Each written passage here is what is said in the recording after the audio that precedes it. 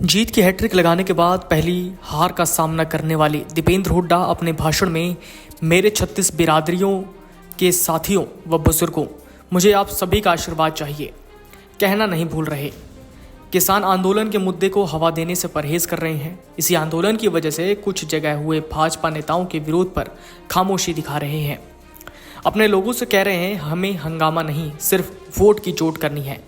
साफ लग रहा है कि हार से सबक लेकर उनका मकसद ध्रुवीकरण रोकना है। कई जगह जाट उनके लिए काफ़ी मुखर हैं। ये मुखरता पिछले चुनाव में भी थी। तब प्रतिक्रिया में दूसरी ओर भी ध्रुवीकरण हो गया और पहली बार भाजपा जीत गई। इस बार भाजपा एक साथ दो रणनीति पर काम कर रही है। यादव, ब्राह्मण, सैनी, पंजाबी और दलित समाज के नेताओं की फौज ने डेरा डाल दिया है। उनकी ओर से जाट आरक्षण आंदोलन के दौरान के कांग्रेस नेताओं के बयान उछाल रहे जा रहे हैं। इसका मकसद गैर जाट बिरादरियों की गोलबंदी अपने पक्ष में करना लग रहा है। दूसरा, बड़े जाट बहुल गांवों में युवा सम्मेलन कर भाजपा नेता कह रहे हैं हमने चौधरी चरण सिंह को भारत रत्न दिया, जगदीप धनखड़ को उपराष्ट्रपति बनाया और संगठन में जाट समाज के नेताओं को महत्वपूर्ण पद दिए। जाहिर है भाजपा जाट मतदाताओं में सेंध लगाना चाहती है। इसके लिए खाप चौधरियों की मदद भी ली जा रही है।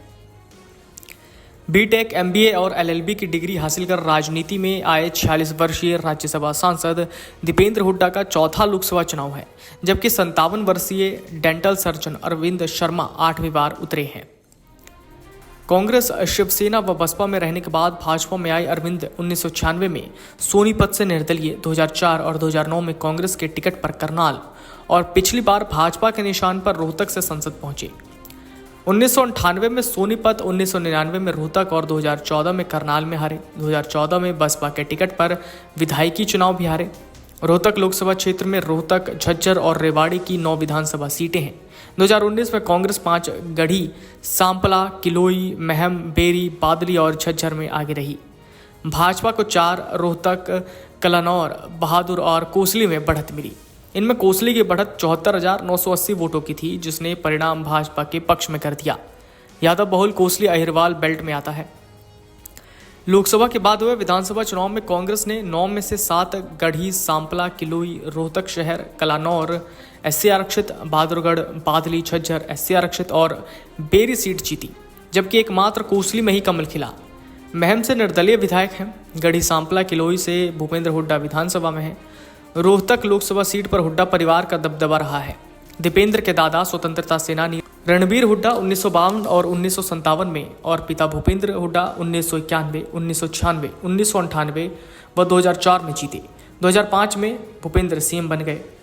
इसके बाद दीपेंद्र 3 बार सांसद बने। 2005 के उपचुनाव, 2009 और 2014 में 2 उपचुनाव मिलाकर कुल 18 चुनाव हुए हैं।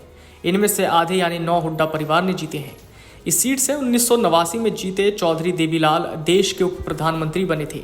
यहाँ से मुख्तार सिंह, शेर सिंह, स्वामी इंद्रवेश, कैप्टन इंद्र सिंह भी प्रतिनिधित्व कर चुके हैं। एसपी दफ्तर के पास मानसरोवर पार्क में किसान चौधरी गजय सिंह और रोहताश वर्मा कहते हैं कि महंगाई और बेरोजगारी बड़े मुद्दे हैं।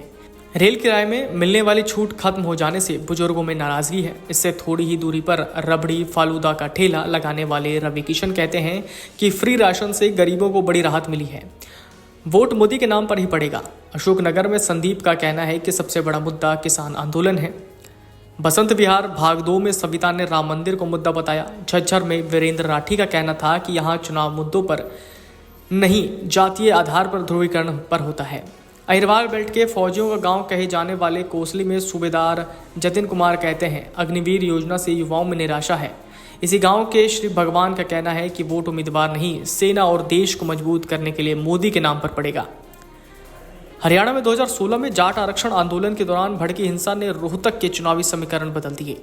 हिंसा का ऐसा असर हुआ कि चुनाव में मतदाताओं का ध्रुवीकरण जाट और गैर जाट के आधार पर होने लगा। बदले हालात में भाजपा ने 2019 में ब्राह्मण कार्ड चलते हुए अरविंद शर्मा को उतारा और वो जीत गए। इससे पहले 2014 की मोदी लहर के बावजूद भाजपा उम्मीदवार ओम प्रकाश धनखड़ को करारी हार का सामना करना पड़ा था। वीडियो डेस्क, अमरउजाला.com। एग्जिट पोल 2024, 1 जून शाम 6 बजे से।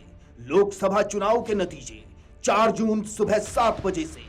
देखिए चुनाव नतीजों से जुड़ी हर खबर सबसे पहले, सबसे सटीक, केवल अमर उजाला पर।